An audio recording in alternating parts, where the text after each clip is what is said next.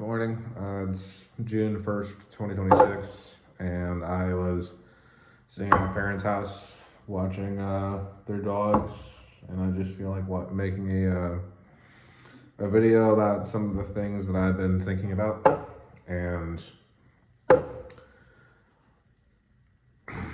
I wanted to talk about very honestly about my own prejudices and uh, how complex hatred can be, how deep rooted it can be in your subconscious, how you don't really know how much you hate somebody until it kind of resurfaces. So, for context, the title of this video is meant to be as extreme as possible. I'm going to call it "Why I Hate Christians." However, it is a little bit more complex, and I think it would do some good to acknowledge actual animosity that is felt amongst the atheist community, and to kind of really show an ugly mirror to the Christians without really pretending to be a better person than I actually am. And this is one of the many things that I get very frustrated in these religious conversations online is how bereft of emotion they can be. I don't even know if I'm using that word correctly now that I'm thinking about it. How blunt, not blunt, but like bland and emotionless, and how it's constantly trying to convey this rationality or moral superiority, even if you do not have said morals, or if you are merely pretending to have the morals. This is one of the things that's very frustrating. Is I feel as though it's this branding of ideas rather than actual personalization and making people understand your feelings. And I think that it's more constructive to admit to your own ugliness than it is to merely point out why you think what you think and acting as though it's based on a purely intellectual endeavor. Nothing is ever purely intellectual. You're delusional if you believe that. Everything is based on emotions. Even the most intelligent people, or even the most, we have this weird way of thinking of logic and reasoning and morality as a sort of mathematical problem. But making it independent of one's feelings and making it your assessment independent of your feelings, and rejecting your own feelings makes it to where you can't acknowledge and grow from them. So when I say that I hate Christians, what I mean is I have a very deep-rooted prejudice against the Christian faith and the vast majority of American Christians. This is something that has built inside of me as a person from early childhood well into my adulthood, and it very regularly comes up in various situations. And while you might judge me for having a sort of hatred, I would like to point out two things. One, plenty of people have openly disdained me and hated me without directly admitting it. I would have rather just them said that they hated me, as opposed to just acting to have like they have a moral superiority, like many people do, which is why I don't like these conversations. And then two, it's not as if it just fell out of the sky or it's a decision. It's based on a number of experiences that dates back to when I was in elementary school, as a sort of initial trauma turned into an obsessive worldview that makes it to where it's very difficult to distinguish rationality from pure feelings. And again, I know that nothing is really immune from feelings. However, it's hard to tell when you have an opinion because you think and you're smart enough to figure it out, or you've thought of it, or you just have experiences that make you think that. And again, the whole learning versus experiencing thing is kind of its own separate conversation. But I think this will kind of make sense once I start kind of giving you some of my personal experiences. So very early on in my childhood, I did not go to church at all. In elementary school, I had no real concept of religion, and I would argue that most kids don't. However, when you go, now that I'm growing up, now that I've lived in the South for a good bit, I know that a lot of kids were forced to go to church, which will come up later. But in kind of the northern Midwest, it wasn't as big of a deal until one day. Like there was a couple of random comments here and there, right? I have a memory of an elementary school student in elementary school. I don't even know what grade it's in. Like it could be third or fifth grade even. But I remember this sticking with me very, very firmly, and I put it in my first book, Life is Hard When You're Stupid, where a kid asked me if I was Catholic or Protestant, and I remember not really knowing what any of those meant, and I remember giving a random answer, and then I remember the kid telling me I was going to hell, and then I was a kid, so I just kind of said the other answer, and then they were like, okay, you're cool, whatever. I remember that being a very weird moment, but it was so short that it didn't really, it didn't mean much to me until later. Fast forward to middle school, right?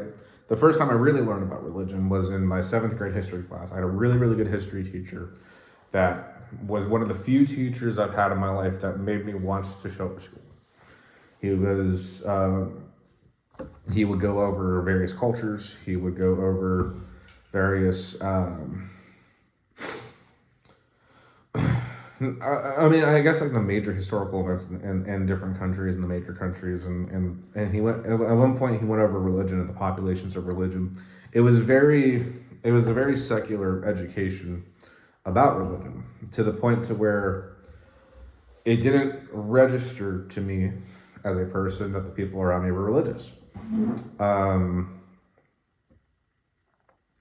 So I mostly learned about Christians and Muslims and Jewish people, and I learned about Taoism and Buddhism and Hinduism, and I learned about it in a sort of like populations.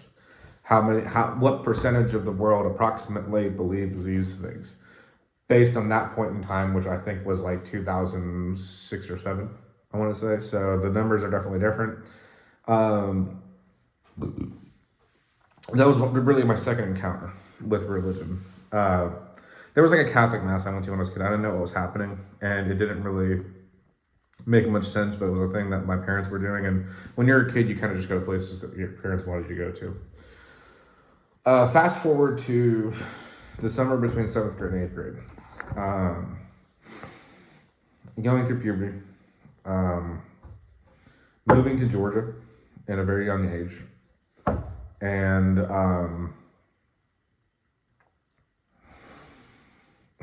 believing that that I wasn't really too sure what was going to happen, I guess. It's very scary the first time you move away from your childhood friends. And so it was just a lot for me.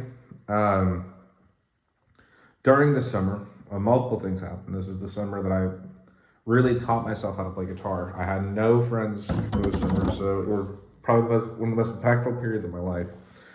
And I was just locked in the house all day. So much so that my dad would tell me how worried he was about me, because I would just walk around the house and just try to keep myself occupied in any way, shape, or form I could. This was also the summer that my dad didn't really have a job. We moved down here for my mom to have a job, and he didn't have one yet. And initially, what had happened was my dad wanted to become a church family. He recognized that there was a lot of religious people in Jefferson, Georgia, which is where we lived at the time. And he wanted to very much be a part of that. He wanted to make us go to church. I didn't understand any of this. I was 12 or 13 years old. my understanding of Jesus was very much in a bare bones like classroom. Like I learned about Martin Luther and the great what is it, the division or whatever split Catholics and Protestants originally. And I didn't learn too much outside of that. And I remember my dad wanted me to go to church. He took me to this church. I had to get up early. I had to dress up nice. Obviously, you're a teenager. You didn't want to be there. I go to Sunday school. I remember seeing something on the chalkboard that was very confusing, I guess. It was supposed to be a metaphor. It was something along the lines. It was like math problems, but written, but like with answers that weren't supposed to be the actual mathematical answers. They were supposed to be something else. It was something like one of them said like 1 + 1 is 0, or like 0 + 1 is 1, and 1 + 0 is 0, and 0 + 0 equals. It was something like that. It was supposed to be a metaphor that they later tried to explain it. But long story short, I didn't want to be there. I didn't want to be there. I didn't get it. The teachers of the Sunday school were very much used to kids who grew up in churches. So I would ask questions, and I wouldn't get any answers. And then we would sit in church, and the church was just really awful. It was the preacher had a very beautiful voice and seemed like somebody who really, really wanted to be an opera singer, but instead was a preacher. And I mostly just didn't pay much attention to what was happening outside. I knew that I didn't like it, and I didn't know why I didn't like it. I just knew it was very frustrating for me, and I knew I had a lot of questions. And I think it was one of the first times in my childhood that I was realizing a thing that I know now, or I definitely certainly believe right now, which is that the churches aren't really open to questions, unless if they are questions that will somehow lead you into believe, or it's you already accept what they are saying, or it's something where you're completely willing to listen to whatever the person is saying and not think too hard about it. And I felt very much like it was not a learning environment, nor was it a fun environment, nor was it a place where I was really making any friends. And this is where I started really asking myself. You'll have to ignore my dog. There's a random thing happening outside. So it culminated to me researching on my own about religion. I didn't really know what I was thinking about at the time, and I was very confused about a lot of what was being said. So I don't remember most of what was being said. I remember looking it up, and I remember very innocently looking at like very, very overly simplistic questions. Long story short, I hear a bunch of apologist arguments for God, and none of it really is making sense. And there's all of these like really weird arguments that I'm reading about. I learn about the ontological argument, the cosmological argument, and I'm sitting here and I'm like, I don't even understand what you're trying to tell me. Like it's like there's nothing here that I felt like I wasn't learning, and that was the most frustrating thing. I felt like I wasn't learning, and I didn't understand why I was why I was very much feeling as if what I was looking up wasn't conducive to learning. It didn't feel the same way that any classroom felt like. It didn't feel like a learning. It felt very much like being told what to think. And at the time, I was very innocent about it. Again, I was like, well, there's all these other religions, so I started re-researching it, and I'm like, yeah, all of this sounds very familiar with what I learned in 7th grade history class. And then I was like, well, maybe Christianity just isn't my religion. I very arrogantly, I was like, well, maybe it's just not my religion.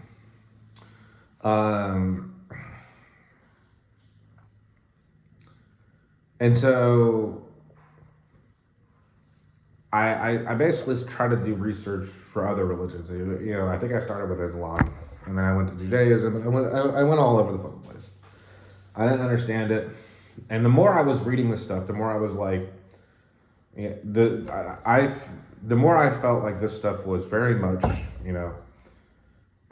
a very bad story being told to me, and it felt like a book that people were telling me were true, but it didn't resemble anything I understood about the world around me, and none of it made any sense. And everybody that believed in their own religion believed that their religion was correct and everybody else was wrong. Everybody was sure, but nobody just had a good explanation for it. Eventually, I figured out, well, do I have to have a religion? That was when I found the channel that was then called The Amazing Atheist. I think he still calls it that. And for the first time, a lot of what was being explained to me made a lot of sense.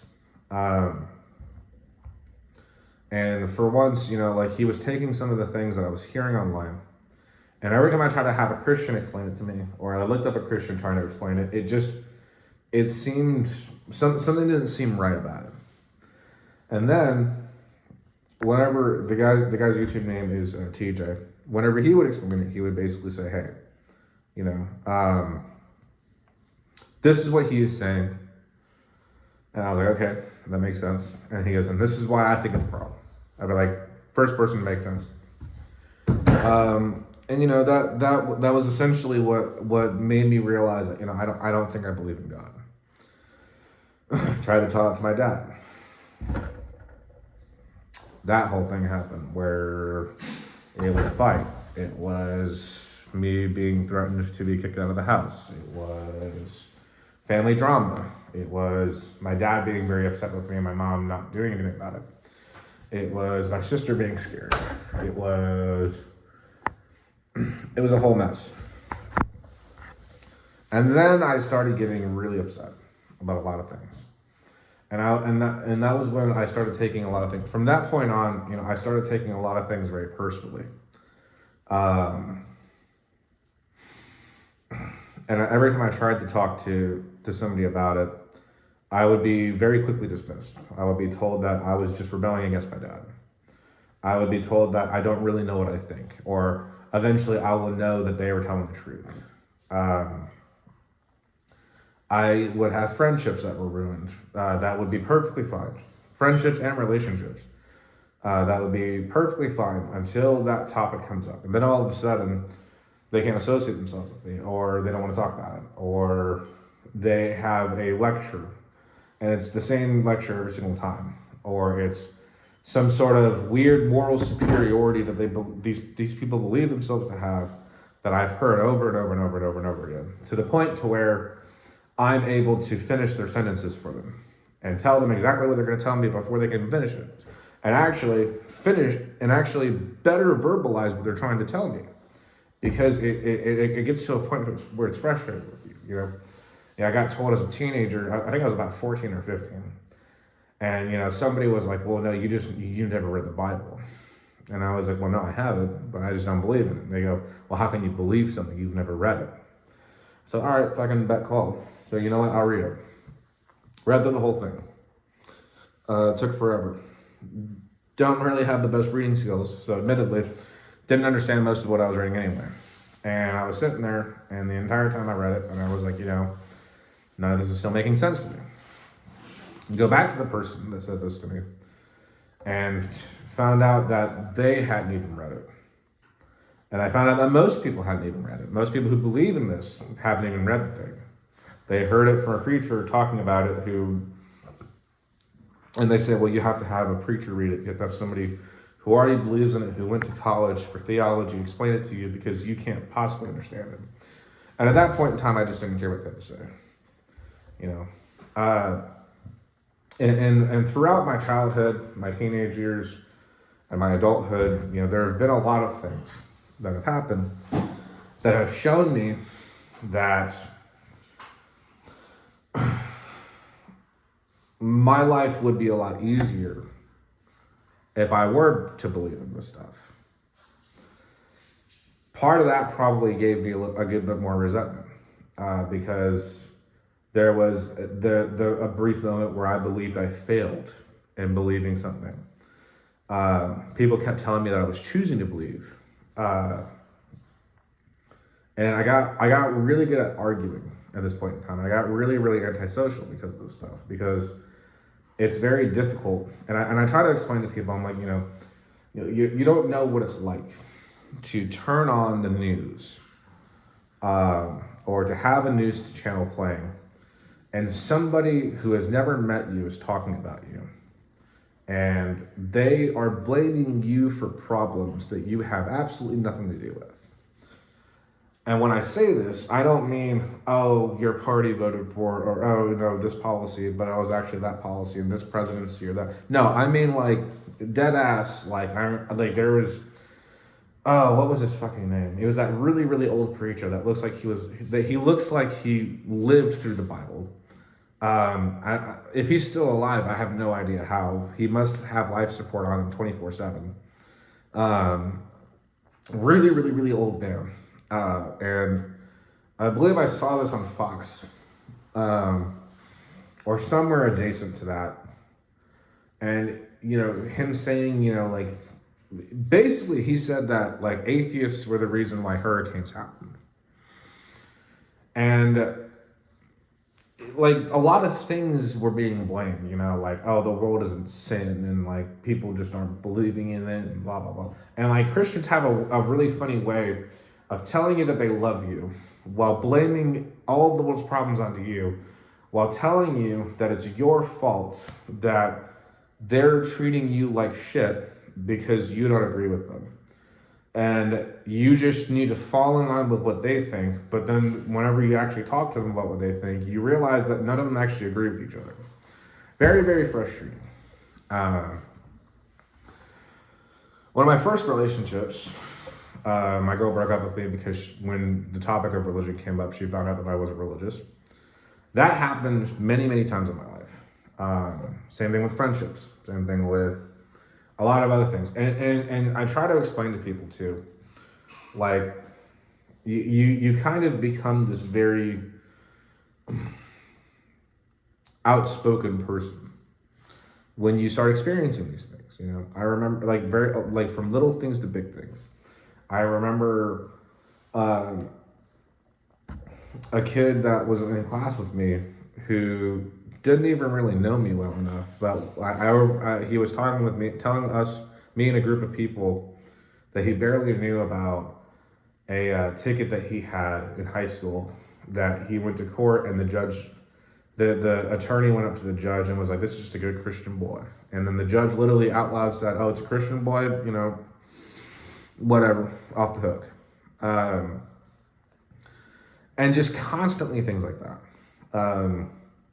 People assuming based on the appearance of being religious.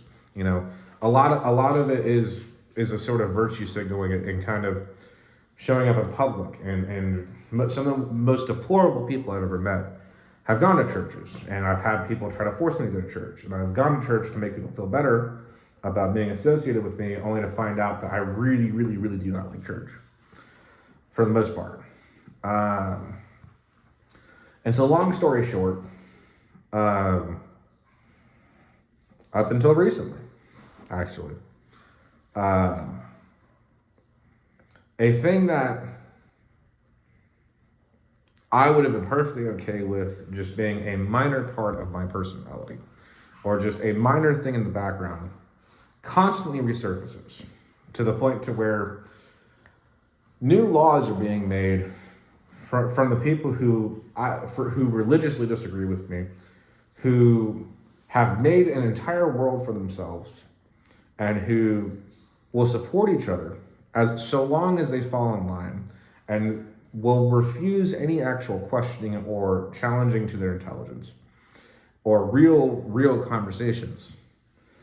And a social infrastructure that alienates you from the public, to where social gatherings, people won't go to them unless the church is involved, or if there's money to be made, or if there's a way to network for yourself.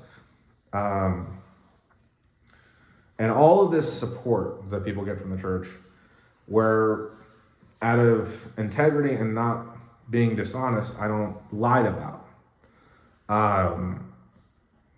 And so this entire time, I have been defined by a group of people who hate me a lot more than they are willing to admit, or at the very least, are willing to arrange it to where my life has been very inconvenient because of these people. And while they themselves may not personally, you yourself as a Christian may not personally be prejudiced towards me, you have been very excusing of people's prejudices or understanding of their prejudices. And I find it very hypocritical how whenever I show my prejudice and I try to be honest about it and I try to work on it, the people who have people who are prejudiced in their group judge me for being prejudiced. And again, like when you're an atheist, Christians who are sitting next to Christians that are making them look bad will talk to you as if you are the problem. People who have never read the Bible, who actively do things that Jesus says not to do, or who believe things about the Bible that aren't true, or who teach false preachings, or who insert racism and politics into the religion. Politics that's very recent that the Bible actually predates. Everything that delegitimizes the Christians, that many Christians do, the ones that are willing to talk about it only want to talk about the non-believers. And all of a sudden it becomes an individualized thing.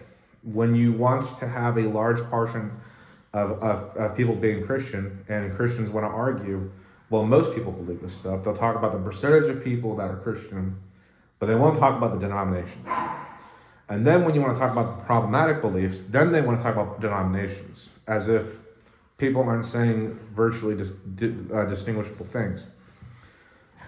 And so because of this, I have become very bitter, and I cannot escape the consequences of the beliefs of people who claim to have the moral high ground and yet will either excuse, ignore, or create societal problems under the guise of their own religious beliefs. And it's not all Christians, but there's a reason why there are people now saying that they don't want to get vaccinated for religious reasons. I think that it is comical that I am here now admitting to my prejudices, trying to work on it, trying to find some sort of commonality and find a way to move forward, while people who have been openly prejudiced towards me will deny it and will pretend to have the moral high ground, or they will say very condescending things like they were going to pray for me, or they hope that I'll find the light in their truth because they're so right that they get to dictate what other people think. And it's a world that's not designed for me, and yet I'm expected to be happy in it. And it's, again, always framed as my problem, while it is, but it's also framed as my choices. I didn't choose this. And I try to explain to people too, if I could flip a switch and just agree with everybody else to make my life easier, I would have done that years ago. And now I can't. I can't lie to myself about what I actually think. And because of that, I have to live in a world where people will tell me that everything good in modern day society is because of them and their beliefs. Science and every discovery that's ever happened. And they don't even know their own history that well. They don't know how much they've been killing each other. Every single year, I have to watch people have a panic attack because somebody said happy holidays instead of Merry Christmas. And then I have to have people lie to me about the founding principles of this country, pretending as if the founding fathers were opening a Bible and going through that and saying, oh yeah, that should be one of our amendments. No. pretending that the Puritans of the Pilgrims that came here didn't want to make Christmas illegal. And these people who desperately claim to have truth while constantly trying to hide truth, telling you how much better they are than you while also claiming to be humble. And it's just been this constant fucking clusterfuck. I even tried to read the Bible again years later when I had a better reading level and I had better reading comprehension. And it still didn't convince me, because then it turned into, well, you're reading the King James and that's not a real Bible. You need to read the New International Version. Well, you need to read this version. You need to read whatever version convinces you. And that's what all this really amounts to, is whatever is going to make you believe my bullshit. Instead of me actually respecting your beliefs, giving you space, talking to you about it as much as I feel comfortable with, and then telling you that I'm not going to control what you think. I instead have an engagement where somebody who tells me that they're going to spend the rest of their lives with me, who knows this about me, gets cold feet and says, well, I need to agree with everything that they say and that they actually have different values than me, while openly admitting to never reading the Bible. And now it's to a point to where I only know how to engage with people who disagree with me, because there's so few people that do agree with you. And again, at some point I have to forgive myself and by proxy forgive other people for allowing this mess to develop inside of me. This weird world where I've had to live in it as everybody seemingly gives me the consequences and moves on with their lives, and punishing myself for things that people have given me, and entertaining too much of the time, entertaining way too many conversations with people who have never had any intention of having a real conversation with me, or acknowledging how I think or feel, or telling me anything other than their apologetics, because it's not real human interaction. It's this grandiose debate, the battle for the soul of the Republic, that is not real. Again, I've been accused of trying to take people's faith away from them merely because they asked me why I don't believe in God, and I explained it to them. And I've been accused of being a Satanist. I've been accused, again, of being the reason why bad things happen in the world. Literally. And I know that sounds exaggerative, but again, there are enough Christians, and if you can't acknowledge this, you have no self-awareness. There are enough Christians that will blame things on, like hurricanes, on people like me that are alive today. And hearing people in the Trump administration saying very similar things, and being told that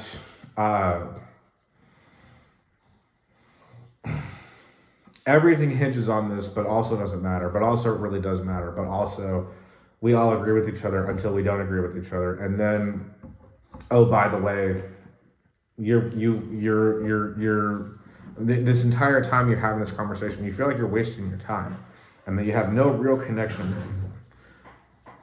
So much so that the best conversations I've had are with Christians who aren't trying to convert me, because they're not trying to give me a stream of bullshit. They're not trying to argue with me. They're not trying to tell me why they're right and I'm wrong.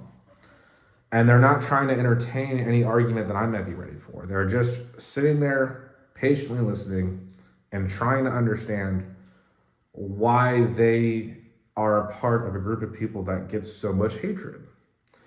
And while they exist, I have to go on the news.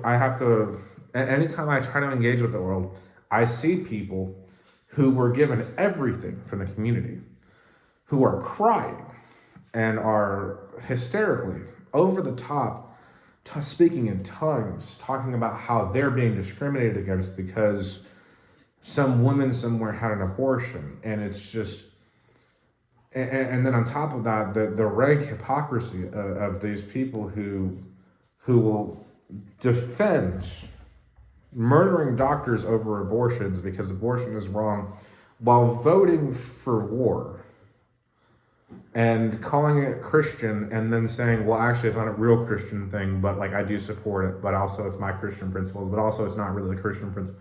And it's just it's this weird like glitch that happens in their brains when you have to watch them reconciliate when they're actually challenged in their thoughts. And then on top of all of that, it's just this constant rhetoric of us being at war. And then people wonder why I'm on edge about this kind of thing. When people say we're at war with the non-religious people, we're at war with the Muslims, we're at war with the... No, you're starting conflicts. And most Christians are complicit by ignoring it because they don't want to know the ugliness that goes on in their own belief system, and they don't want to actually make their church better. They want to... to me, you know, like one of the many things that you're told when you're an atheist is you're told that like, oh, you actually do believe in God, but you just want to sin. It's like, well, I don't believe that sin exists. Like, sin is a vague concept that's like a weird voodoo way of explaining people doing bad things.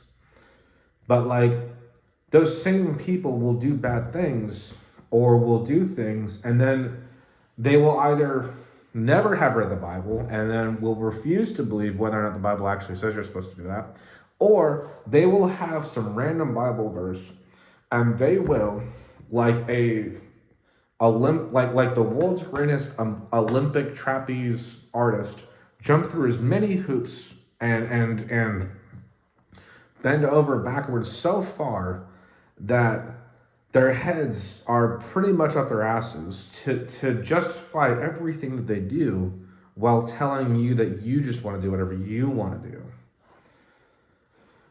And then on top of all of that, it makes it to where, you know, I love religion, learning about it in the sense of a historical sense. I love learning about the archaeology. I love learning about mythologies. I love learning about religions of people from far away. I love learning about Islam. I picked up a Quran a few years ago, and I'm learning about that. I'm trying to learn about Judaism. That's getting a little bit awkward too, thanks to the same white Christian nationalists that we have nowadays. You know, I don't want to touch Christianity because it's like looking at a pile of dog shit while you're standing next to it, instead of looking at a picture of it and constantly you're like or going to somebody's house and instead of them spraying Febreze and letting them clean it out real quick and then you being able to actually appreciate the house, they're actively shitting on the floor while telling you that the house doesn't smell like shit, and then wondering why you don't want to stay for dinner. Like, that's what it feels like. And then they tell you that you're the problem. So yeah, I mean, when I say that I hate Christians, I hate the position that I am constantly put in, and how I'm constantly having to explain myself, and how I'm constantly at this weird juxtaposition where I have to either make a decision every single time I meet a new person, and there might be some form of intimacy, whether it's a friendship or a relationship, or a family even, and I have to decide, am I never going to talk about this one thing, or am I going to risk the later heartbreak that comes from whatever potential prejudice might happen when this does come up? Or should I just say it now and rip the Band-Aid off? Should I be a little annoying about it? Because if they can't handle that, then clearly they have their own prejudices, and I don't need to waste my time with them. These are things that you learn when this is the position that you're in. This is what I learned when I was a teenager. And I try to explain this to people. I'm like, this is why atheists argue with you. You understand that. They're trying to see what you're willing to tolerate from them. So that way, whenever you say that they're bad people, like, they just can write you out of their lives. And I even explained this to somebody else. I said, like, you know, like, this is why sometimes gay people, sometimes they're over the top. because if they can make you uncomfortable, they know that they don't want you a part of their lives. Because they don't want to be around people that they have to hide anything from. Unfortunately, being an atheist, it's a hyper individualized group of people, which is one of my favorite things and my least favorite things about it. It's my favorite thing because there's no specific set of rules that I have to follow. There's a lot of freedom that comes with that. There's a lot of arguing that happens within the atheist community, and individualized thinking, and people correcting each other, and this battle of like ideas that happens. That actually is the free marketplace of ideas, much more than any political discussion you'll ever find. However, there's very, very little organization behind it. And again, it would be fucking nice to be a part of that LGBTQ plus whatever, because at least then there'd be a group of people that would be speaking on my behalf. But then again, would I even like that? I don't fucking know. Maybe it would be annoying to have people who don't understand what it's like to speak on my behalf. Maybe that's a curse in and of itself.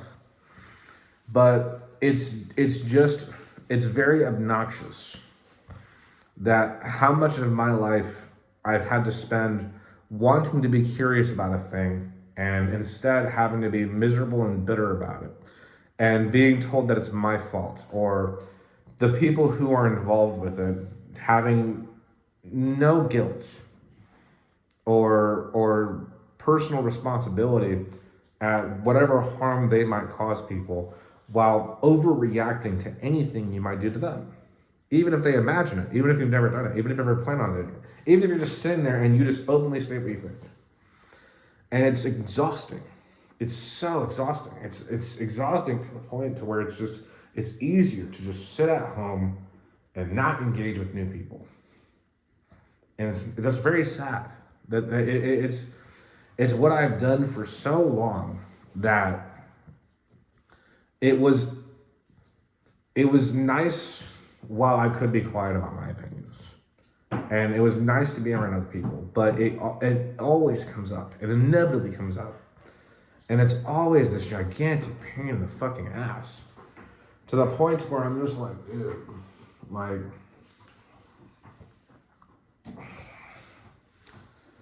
I just want to be acknowledged. It's not. I don't even want to be told that I'm right. I just want to be told that shitty things happened, and I want the responsibility to fall back onto the group of people that claim to have this superior morality, the objective morality of God, and to I want those people to actually be more tolerant of those that they disagree with, and to hold themselves and to hold the people that are willing to take their name into a higher standard than they're willing to hold people who aren't that.